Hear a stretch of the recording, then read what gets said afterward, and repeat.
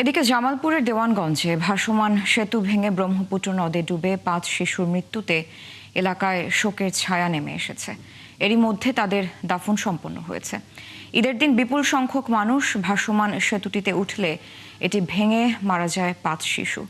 আনসারি সুমনের তথ্য ছবিতে প্রতিবেদন। জামালপুরের দেওয়ানগঞ্জের ডাকাতিয়াপাড়া, ঝালুরচর ও বেলতল এলাকায় এখন শোকের ছায়া। এমনভাবে এতগুলো শিশুর চলে যাওয়া মানতে পারছে না কেউ। এই ব্রিজটা আগের থেকে ভাঙ্গাচোরা ছিল। এলাকার লোক অনেক দাবি করেছে, অনেকবার বলেছে ব্রিজটা সংস্কারের জন্য, কিন্তু সংস্কার হয়নি। আপনি ব্রিজে ওয়াইড নিতে পারবে মানে মনে করেন যে 30-40 জন, সেখানে 200-250 মতো মানুষ উঠছে। ঈদ উপলক্ষে আবার ব্রিজটি জোড়া লাগে ঠিক করে হালকা ভাবে, যার জন্য এই দুর্ঘটনাটা ঘটেছে। শনিবার বিকেলের ওই দুর্ঘটনার পর বেশিরভাগ মানুষ সাঁতরে তীরে উঠতে পারলেও শিশুরা নিখোঁজ হয়। খবর পেয়ে ফায়ার সার্ভিসের সদস্যরা ঘটনাস্থলে পৌঁছে উদ্ধার অভিযান শেষ হওয়া পর্যন্ত 5 শিশুর মরদেহ উদ্ধার করে। আশা করি এখানে কোনো মিসিং নাই। তারপরও আমরা অধিক সতর্কতামূলক কাজ করার জন্য এখানে অবস্থান নিচ্ছি। কিছুক্ষণ পরে আমরা একটা লাস্ট সার্চ করে আমরা পরবর্তীতে আবার সমাপ্ত ঘোষণা করব। এলাকার লোকজন অভিযোগ করছেন, সেতুটি ভাঙা অবস্থায় পড়েছিল দীর্ঘদিন। নদী পাড়ের ইকো পার্ক মালিক তার ব্যবসার লাভের জন্য জোড়াতালি দিয়ে সেতু ঠিক করেন, যে কারণে মানুষ ওঠার পর ভেঙে গেছে। এখানে অবশ্যই স্থানীয় প্রশাসনের গাফিলতি আছে।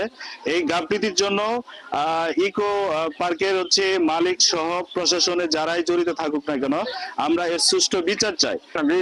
ঠিক করতে চলে এটা হতো না, আমরা কাজেই লোক মারা গেছে, এর বিচার আমরা চাই। জামালপুরের পুলিশ সুপার জানান, আগের রাতে ঝড়ে ভাসমান সেতুটির ক্ষতি হয়েছিল। ঝড় হয়েছিল, ঝড়ে ব্রিজটা কিছুটা ক্ষতিগ্রস্ত হয়।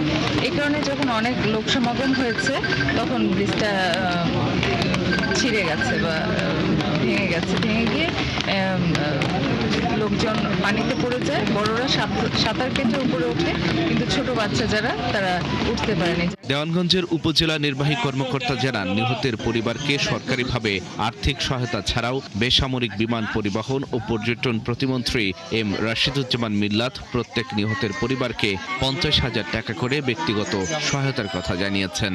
সহায়তা প্রদান করা হবে। এছাড়া আমাদের মাননীয় দেওয়ানগঞ্জ বশিরগঞ্জ আসনের সম্মানিত মাননীয় সংসদ সদস্য এবং বেসামরিক বিমান পরিবহন ও পর্যটন মন্ত্রণালয়ের মাননীয় প্রতিমন্ত্রী জনাব এম রাশিদুজ্জামান মিল্লাত মহোদয়ের পক্ষ থেকে প্রত্যেক মৃতের প্রতি 50,000 টাকা হারে তিনি ঘোষণা দিয়েছেন। দেওয়ানগঞ্জ বকশীগঞ্জ আসনের সংসদ সদস্য এম রাশিদুজ্জামান মিল্লাত ঘটনাস্থল পরিদর্শন করে সেখানে একটি স্থায়ী সেতু নির্মাণের প্রতিশ্রুতি দিয়েছেন।